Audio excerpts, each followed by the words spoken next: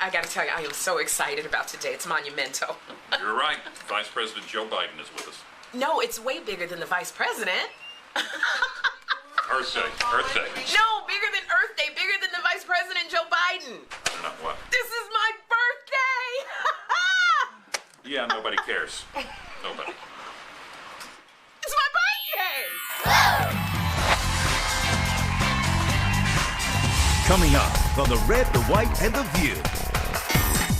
The co-hosts are making history when Vice President Joe Biden sits down to take on all the hottest topics in America. The Tea Party backlash, the raging debate over health care, and why he had to ask his wife to marry him 5 times. But first, the co-hosts are hitting the table for the hottest topics on TV. From whether the college kid who hacked the Palin's computer should be treated like a criminal. And Barbara's giving you the exclusive real story behind Monique's family drama.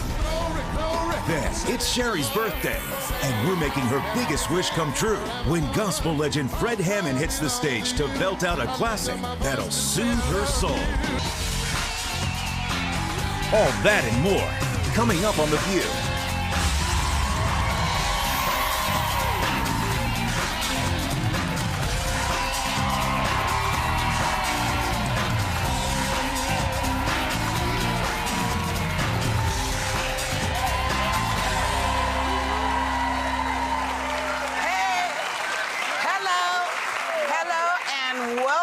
To The View on a day that will go down in history.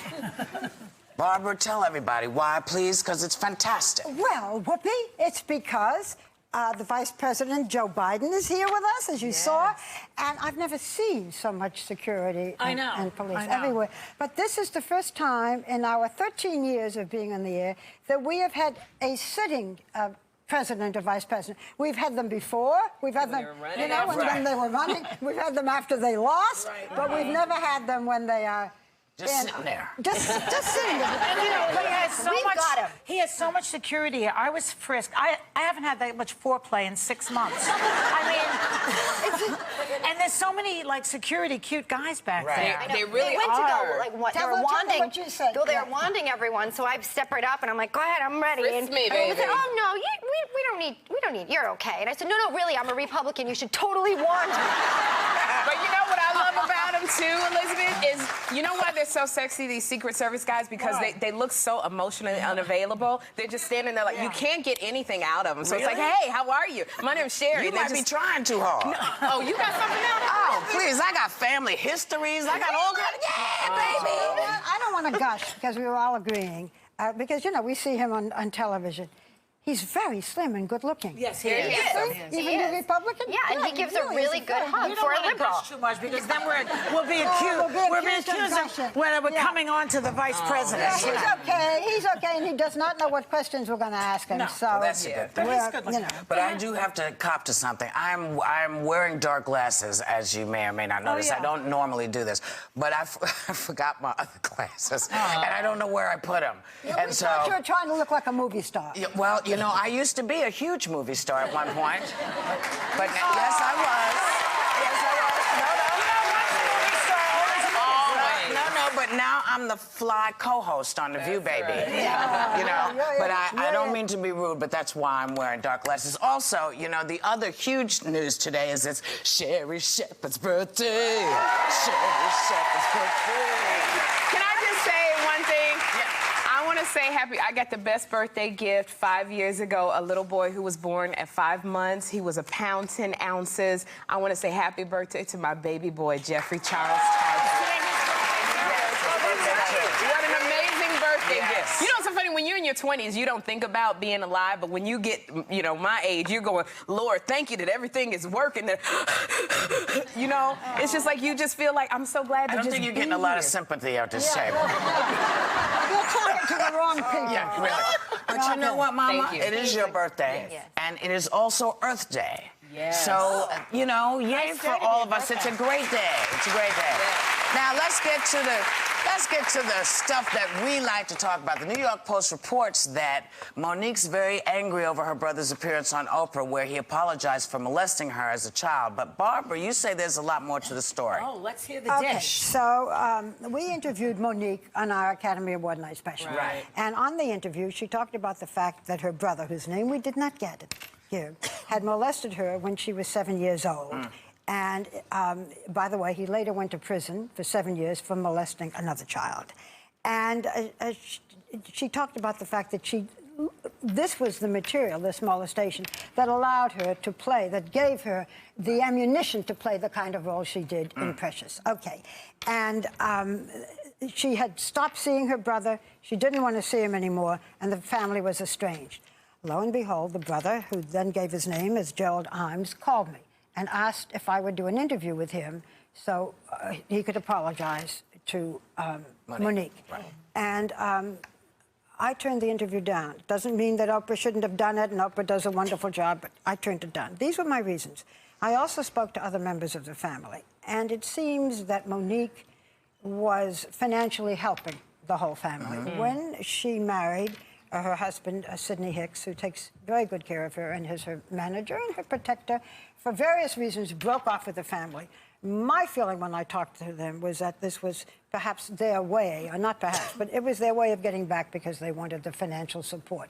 It began to seem to me like a somewhat unappealing, unattractive story, and I thought there was more than just the apology. So Monique is angry at her brother for not for going on Oprah, but she says he continued to lie. So I'm happy that Oprah did it. I'm not unhappy that we turned it down. Well, specifically, I was reading, she's mad at her brother because he said that he molested her while she was sleeping. She was not asleep. She said she was awake and scared. And it was more than once. Yeah. Yes, and then there was another child that he did it. But I just felt that that underneath it all was a whole, let's say, financial basis, okay? What The whole thing discretion is you have, creepy. Barbara. Okay. Yeah. Now, hopefully they can heal the family over this. That'd be good. We'll be right back with more Hot Topics. Okay. Coming up, the co-hosts are making history when Vice President Joe Biden sits down to take on all the hottest topics in America. The Tea Party backlash, the raging debate over health care, and why he had to ask his wife to marry him 5 times. Then it's Sherri's birthday, and we're making her biggest wish come true when gospel legend Fred Hammond hits the stage to belt out a classic that'll soothe her soul.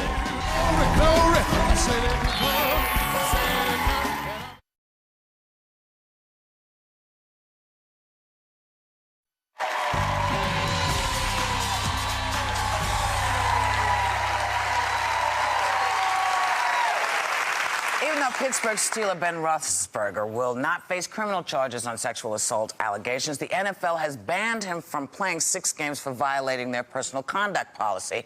And I have to say, I think that was a good idea. You know? I think it was a good idea because at some point, someone who's in charge has to say, here are our policies, and it's not okay to violate them. Now, usually, you know, we see Plexico Burress, he went to jail. You know, but he was the law took care of him. But there wasn't anything that Ben was going to get charged with. So I think the NFL there were allegations, but the DA said, we cannot do this because we don't have enough to take care of it. The tape that they had, because they had a police report, but allegedly the tape that they had, it was recorded over, so they didn't have anything. Well, they have it. But I'm saying it with Plaxico Burress, maybe had they done something in that case, he wouldn't be in prison right now. Here's the problem. With Ben Roethlisberger, you have a franchise quarterback, Pittsburgh Steelers, I mean, Super Bowl champ there. Right. Who better than to make the example and set precedent for within the league? I think Roger Goodell, the commissioner, understands that something may have been missed or there aren't enough funds in the city or town to actually prosecute Ben there. So I do think that they realized there wasn't enough evidence on the table. They didn't have the funds in that location to actually go forward with the prosecution. And he is setting precedent in terms of protecting the league because time and time again you have guys messing up. The only problem is that prior to this, you could have a DUI and only get suspended for 2 games. you could be caught doing a street drug and get no suspension at all. Well, so this is entirely that's what new. they're going to do now, because I think Mr. G, he's really serious about holding these athletes, particularly in the NFL, accountable. And I have to say, you know, I want to be really clear that because I'd seen the DA, and he was very clear. He said, you know what, we don't have enough of anything. And the girls have recanted, so we're not going to do this. But the NFL commission, God bless them. They haven't all recanted. The one still says, the 20-year-old says he took her into the bathroom. There was an off-duty cop that stood at the door allegedly and let Ben in with this underage drunk girl, and they had sex. So he's been suspended. She was 20. He's been suspended for 6 games, which is about $2.8 million or something like that. And I think that, you know, you got 2 women coming forward allegedly saying that Roethlisberger allegedly raped them. And, you know, I think that this is an issue he needs to look at. But, you know, so you're missing 6 games. Do you want to be Plaxico Burress or Michael Vick, who actually, you know, they missed the entire season and went to prison? I think it's 6 games. I think it's a good thing. I think it's a guy taking charge of what's going on. I think he's looking at the league and saying, you guys are acting out of line, and it's looking bad, and we're going to stop it now. It just is a new precedent that's set. What's next, though? What's acceptable? Is it, okay, you had 10 kids out of wedlock. That's unacceptable. 1 game suspension. Well, allegedly raping women and having kids out of wedlock. But I'm saying the moral line now is blurry. No, the moral line is, here's what the NFL says you can't do. And there's a moral clause. And it's a morals clause. Well, it's not that vague because he's off for those 6, he's out for those 6 games. It ain't that vague, and I suspect Mr. G is going to be, like, really clear from now on. I think he should be. I loved it. Well, Listen, it sends a message to the others also. Absolutely. I was with these guys last night. Well, I ought to clear that up. By the way, that's why she's wearing dark glasses. If only. I don't want to see what she did last night.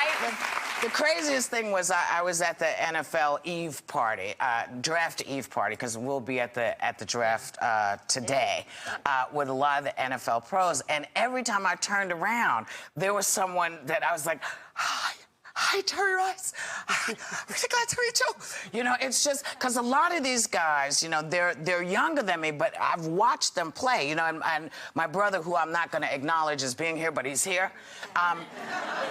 He's a huge sports fanatic and also is a coach. I am too, but I get it from him, and so I was lucky enough to be able to bring him in. So we've been going.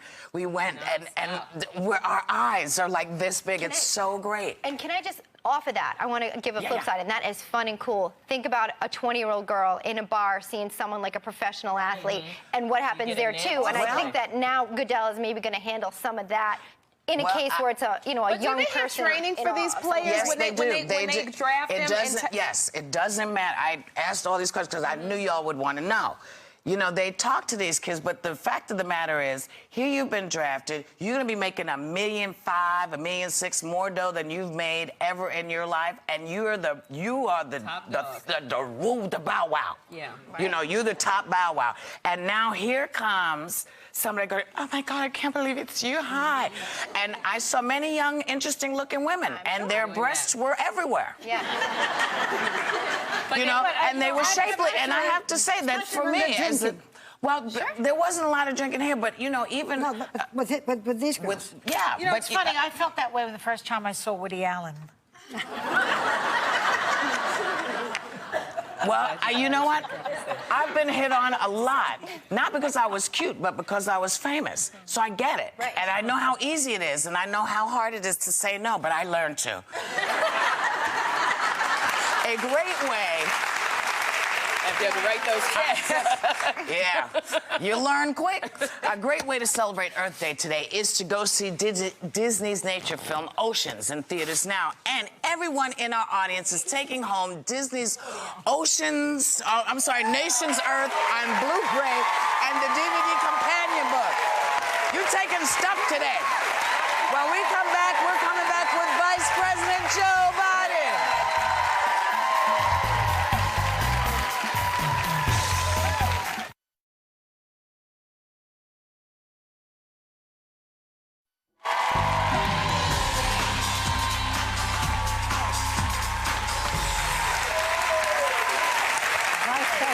Joe Biden is the highest sitting elected official we have ever had in The View.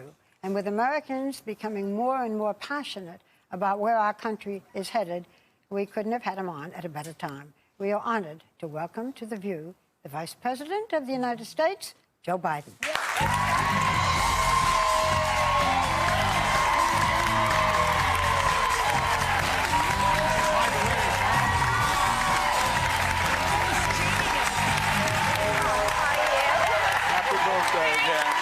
Happy birthday.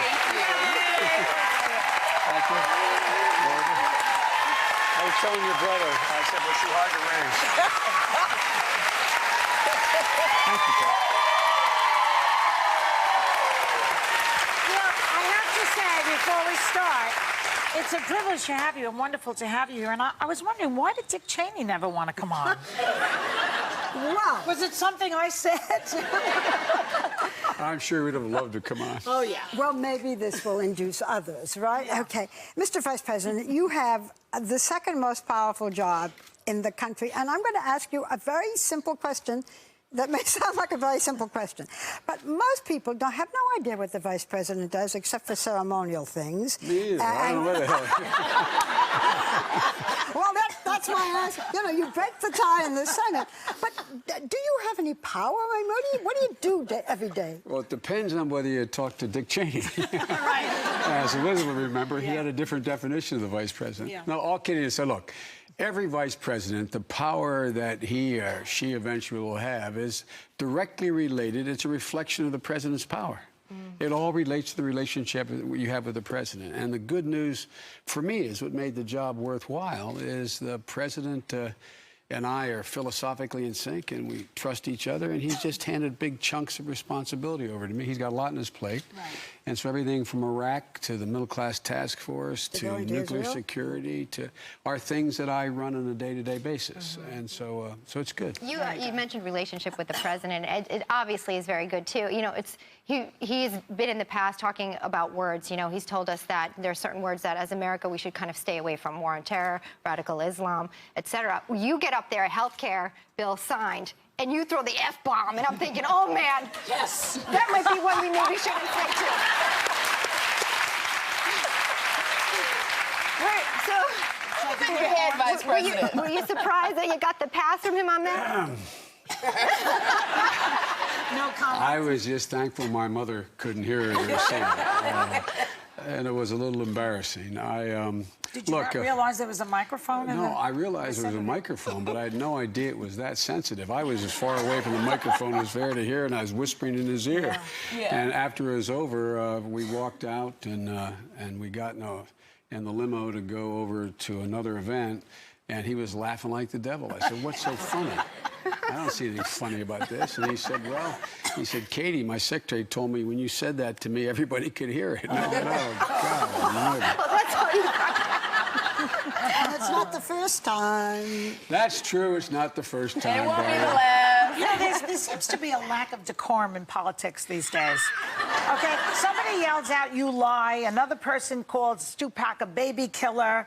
And then there was a thing out of your office, Rahm Emanuel, saying that these liberal guys were a bunch of retards. My quotes are there. What is going on?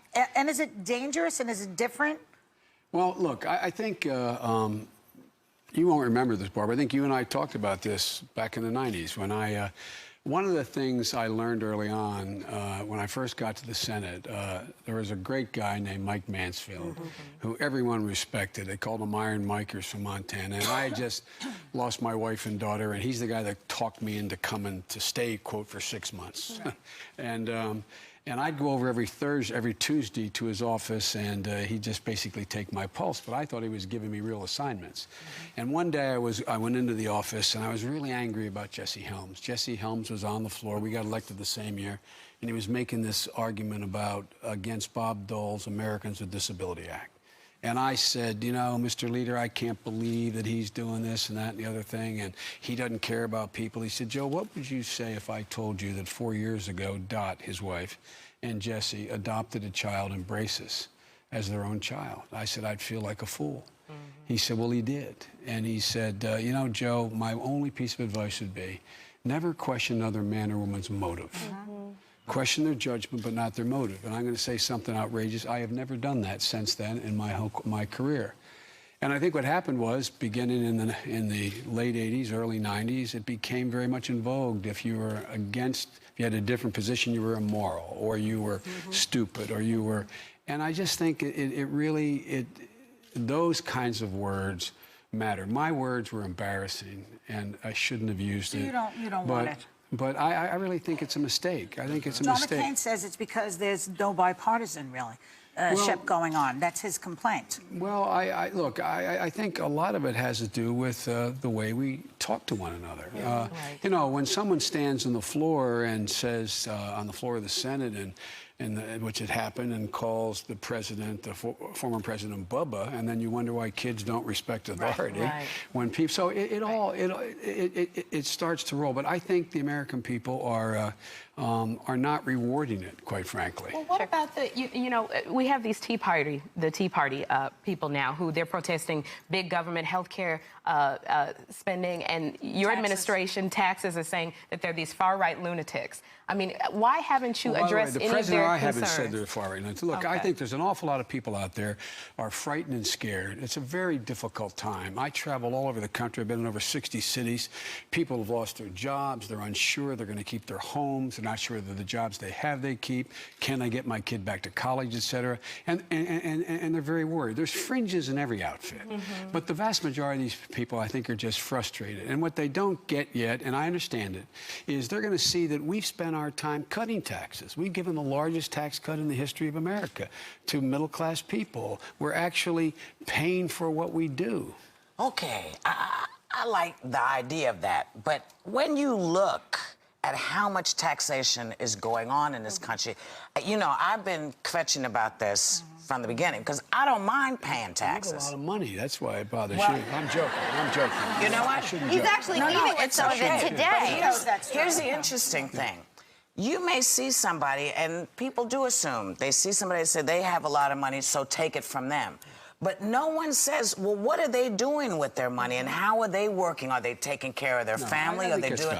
So now, if we're going to start talking about a national sales tax on top of everything else, what taxes can you guys remove? Well, we aren't talking about that. The president is. No, the president said he was open to listening about that. Look, we've set up a commission, a fiscal commission, that is designed bipartisan. It's going to report after November elections back to us to say that this is what we recommend is how to get control of the long-term deficit. And the president said everything's on the table. Everything's on the table, from cuts to even considering revenues.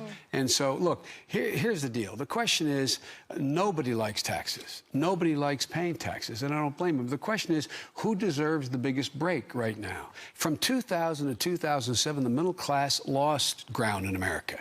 They lost ground. For the first time since 1929, you had 1% of the people making 23.5% of all the income. But then why not hit, you know, I mean, and I know this must be crazy, but, you know, the communications taxes you look on your phone bill. We are being taxed within an inch of our butt. Why can't we get some relief from those? People don't mind paying the federal and the state. They're worried, too, about how it's being spent. I think that's a main issue, not just the being taxed, but how it's being spent. I absolutely agree with you. Look, there is such a loss of confidence in government generally. Look, I've been around a long time, as you can see. I've been around a long time. But one of the things that's changed, and I underestimated, was how much cynicism has grown up the last 10 years, because they were told about things that weren't true. They were told that, well, there's a war for this reason. It didn't turn out. They're told that we're going to cut spending. But what happens is, look, when we took office, before I lowered... I'm going to be told that I have to take a... Okay, sure. I'm sorry. We had time to come back, but... Sure. But we... Finish what you're saying, and then we'll... Bottom line is, when we took office, before I lowered my right hand and the day I got sworn in, we inherited a $1.3 trillion deficit for that year, and a projected debt of $8 trillion, and an economy that tanked more than any economy in the history of America, short of a depression. You've had a year to fix it, Joy, and you forgive me. fixed everything. The last thing I want to do is to cut you off, but we're a live program. Please. We're going to come back. We have many other questions, including foreign policy questions. The Vice President is sticking around. We'll be right back.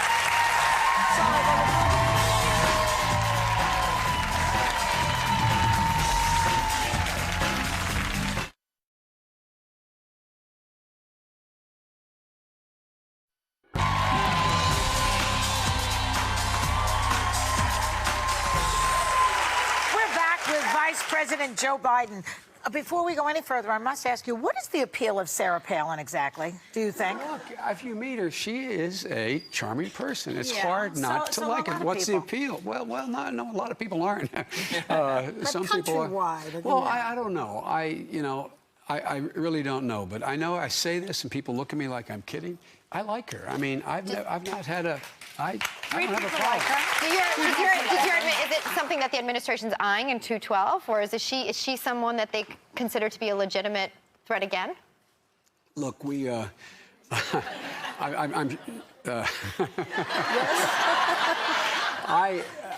Sarah said, the governor says she's not running. The half governor. Well...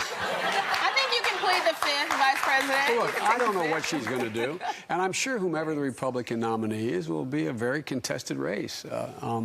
And I have trouble predicting the outcome of our politics. The majority of Tea Partiers don't think she's qualified to be president. I'm just throwing that in. Can I ask some foreign policy questions, okay, while we're at it? Because there's some important things. Last week, Defense Secretary Robert Gates said the administration does not have an adequate plan to stop Iran from developing nuclear weapons. The whole world is worrying about this. Why don't we have a plan? Barbara, we do have a plan. And look, as the Secretary said when that a reference to that memo was leaked, it was inaccurate what was said. It does not reflect what the memo said. I've read the memo. I know the memo. We have, from the day actually before we took office, one of the first things we did in putting together our national security team was come up with a game plan as to how to deal with Iran's effort to get a nuclear weapon. We have clearly know exactly what we were doing. Sanctions are not working. No. Sanctions. But you haven't, first of all, China this is the doesn't first want time. to agree to have sanctions. China will agree to sanctions. They will? There will, in fact, be. This is the first time the entire world is unified that Iran is out of bounds. They're more isolated than they have ever been. They're more isolated with their own people. They're more isolated externally. They're more isolated in the region. Is the next step sanctions? The next step is sanctions. And if not, and if they don't work? I'm not going to speculate beyond that. It's not appropriate to do that. But let me tell you, I'm not assuming that sanctions will not work. And everyone from the Israeli Prime Minister straight through to the British Prime Minister to the President of Russia, everyone agrees that the next step we should take is a UN sanction route, which I believe you'll see a sanction regime coming out by the end of this month, the beginning of next month. Also, the Israelis now are debating whether they should attack themselves without U.S. permission. Attack Iran, without U.S. permission. If they decided to do that, what are your thoughts? They're not going to do that. They're not going to do that. They've agreed that the next step is the step the President of the United States, has initiated in conjunction with the European powers, with the NATO powers, with what they call the P5+1, the permanent five of the Security Council. And we're going to continue to keep the pressure on Iran. Look, everybody looks at Iran as if it's some great monolith that is just ready to, step into the breach here and be able to produce a nuclear weapon. That is not the case. They are not a monolith. They are a fragile government right now, and they are some distance from having that capacity. And we're going to do, the president said our intention is to prevent Iran from getting a nuclear capacity. We believe we'll be able to do that. Okay. Well, we're going to come back. We hope you'll stay with us because we're going to have some personal questions coming up. Okay? We're going to get personal. So the Vice President, we hope will stick around.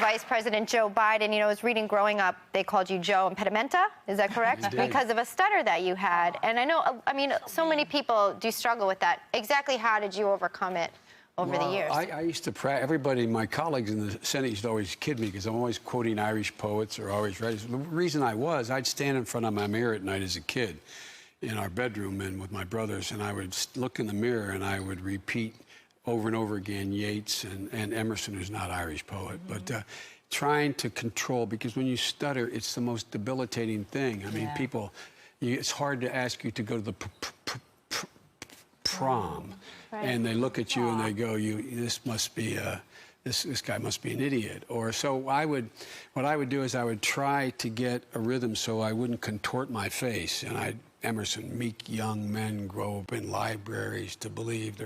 So I practiced and and it wasn't really until I got into college and I forced myself to get in public speaking classes. But it is, and in a sense, as my mom said, of everything bad, something good comes. It's probably the best thing that ever happened to me because it makes you, we have an expression, and my dad used to say, you can never say anything about another person that's true.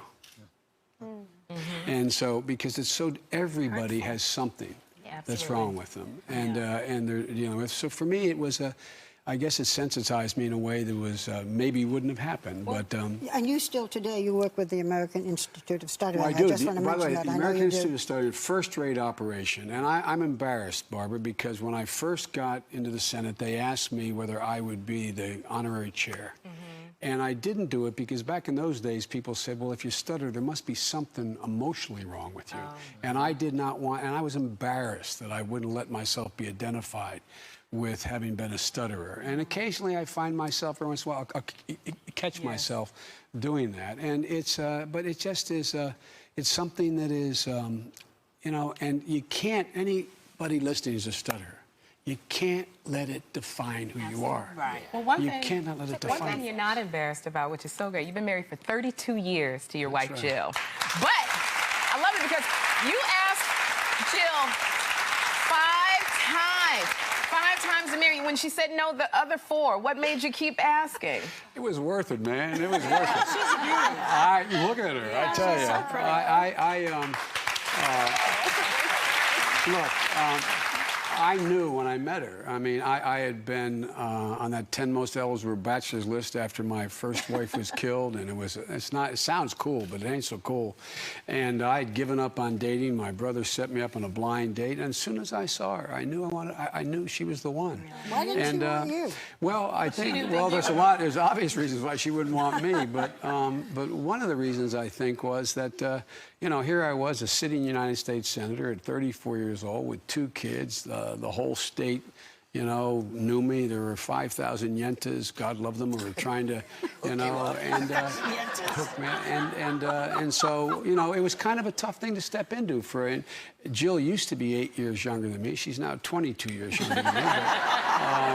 But it was, it was a tough thing for a 25-year-old woman. So I came home. I was on a trip in Africa, and I came back from South Africa, and I decided, my pride had now been engaged, and I said, Jill, I went straight to her apartment. I got off the plane, and I said, Jill, it's the last time I'm going to ask you, because I just can't, I'm not going to do it again. I mean it. I give you my word last time, and I said, but here's the deal. You don't have to say when. Just promise me you will. And she said yes. And I think the main reason she did is my boys, her boys now, she fell in love with them maybe even before she fell in love with me. I'm sure she does not regret it. Are in love with you, Mr. Vice President. Truly, you're a pretty cool guy, I have to say. May not sit on the same side of the political aisle, but it's good to share this sofa. We're so thankful that you are here. Thanks to the Vice President. And we'll be right back.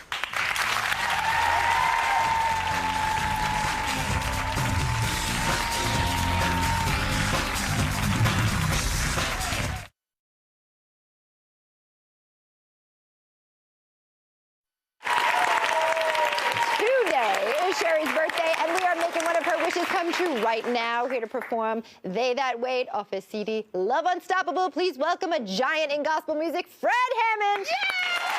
Happy birthday, Sherri. Now I need everybody to put your hands together. They that wait up on the Lord shall. They shall mount up on wings, just like an eagle that soars. And they shall run and not be weary, and they shall walk and never faint. Say, they that wait on the Lord. Somebody make some noise in here.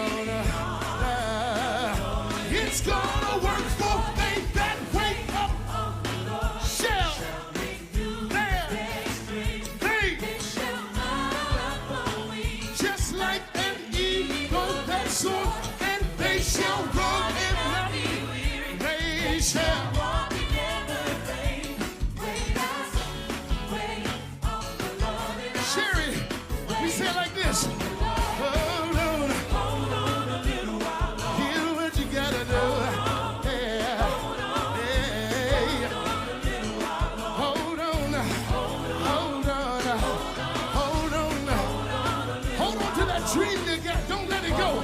Hold on, hold on. Oh, say it. Don't give up.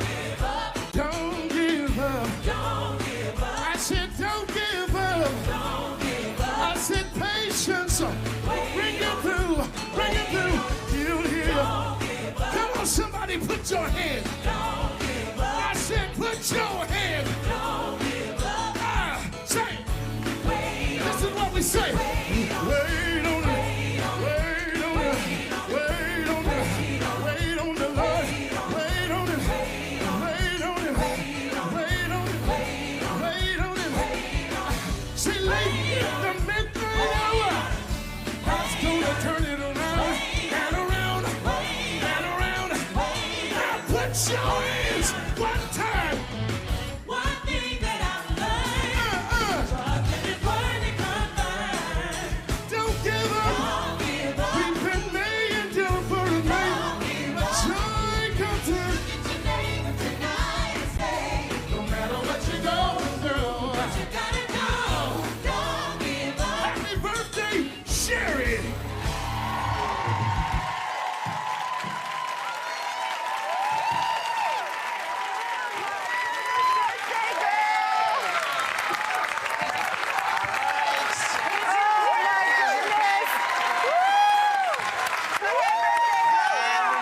In the middle is the champagne. Yeah. Blow, baby. You can't have a birthday without the cake, right?